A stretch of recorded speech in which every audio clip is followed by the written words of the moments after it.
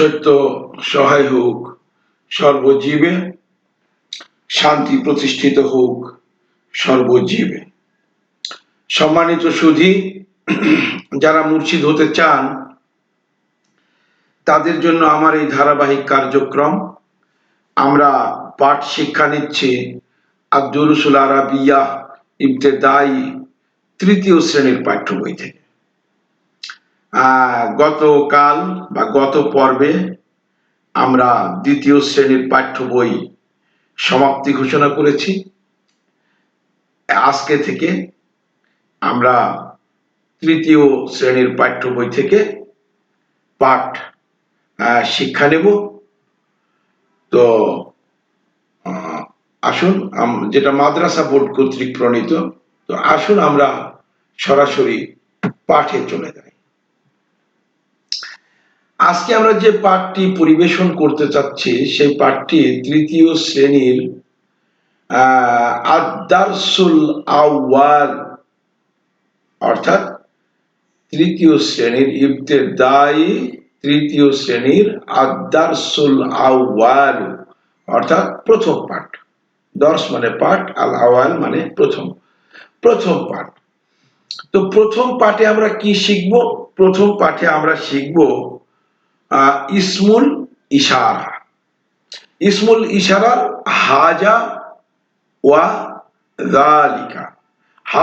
হাজা মানে এই বা এটা, ওয়া যালিকা এবং যালিকা শব্দের অর্থ ওই বা ওইটা। তো এই দুটি হাজা এবং যালিকা, এই দুটি, এটা হলো হাজা হলো ইসমুল ইশারাতুল কারিম, আর মানে বা নিকটবর্তী কোনো কিছুকে ইশারা করার জন্য, ইঙ্গিত করার জন্য হাজা ব্যবহার হয়। আর যালিকা হচ্ছে ইসমুল ইশারাতুল বাই, দূরবর্তী কোনো জিনিসকে ইশারা বা ইঙ্গিত করতে গেলে যালিকা শব্দটি ব্যবহার করতে হবে।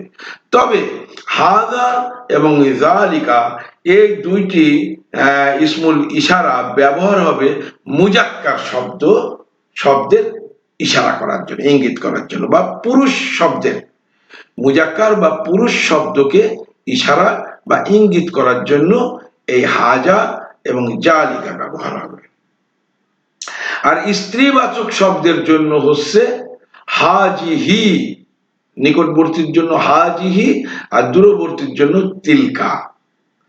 তো আমরা এখানে শিখব হাজা এবং যালিকা, নিকটবর্তী এবং দূরবর্তী পুরুষবাচক বা মুজাক্কার শব্দের ইঙ্গিতের বিষয়টি শিখব।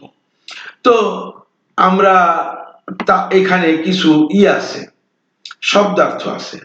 তো আমরা আগে শব্দার্থগুলি করে নিই, শব্দার্থগুলি আগে পাঠ করে নিই। শব্দার্থগুলি আমরা একটু দেখে নিই যে শব্দার্থতে কি বলছে। শব্দার্থটা দেখার পর আমরা পাঠে যাব।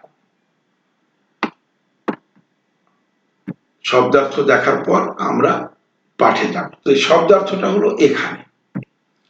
এখানে আমরা কতগুলো শব্দার্থ আছে।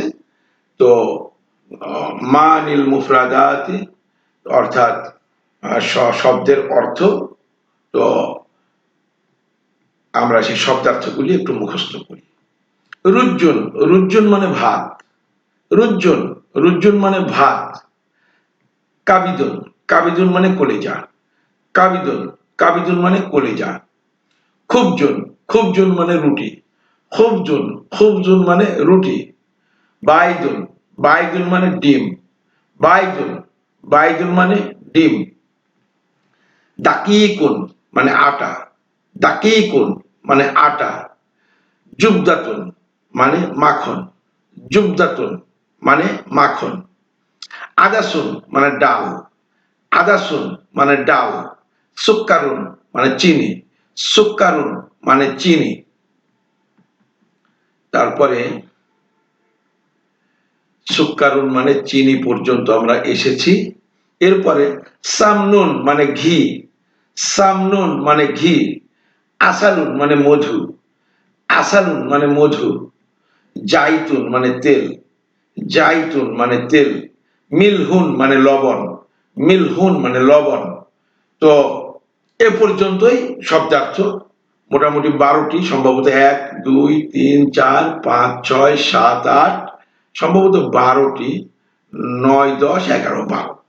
তো আমরা 12টি শব্দার্থ এখানে পেয়েছি। তো এই 12টি শব্দার্থ খুব সুন্দরভাবে মুখস্থ করতে হবে। তৃতীয় শ্রেণীর প্রথম পাঠের আমরা প্রথমত এই 12টি শব্দের অর্থ মুখস্থ করব। আমরা ধীরে ধীরে অগ্রসর হচ্ছি যে আরবি থেকে আমরা কিভাবে বাংলায় কথা বলতে পারি, বাংলায় অনুবাদ করতে পারি এবং আরবিতে টুকটাক আমরা কথা বলতে পারি, এবার আরবিতে লিখতে পারি, কথা বলতে পারি শুদ্ধভাবে। আমরা এটুকু শিখছি, কারণ আমাদের উদ্দেশ্য মুর্শিদ হওয়ার। তো এখনকার মতো এখানেই শেষ করছি। আশা করি আমি তো খুব সহজে বলে দিলাম, তো আপনারা একটু মনোযোগ দিয়ে এটা পড়বেন, পড়ে মুখস্থ করবেন।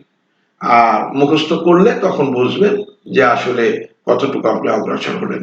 তো এখনকার মতো এ পর্যন্তই। সকলের উপরে শান্তি প্রতিষ্ঠিত হোক, সত্য সহায় হোক সর্বজীবে।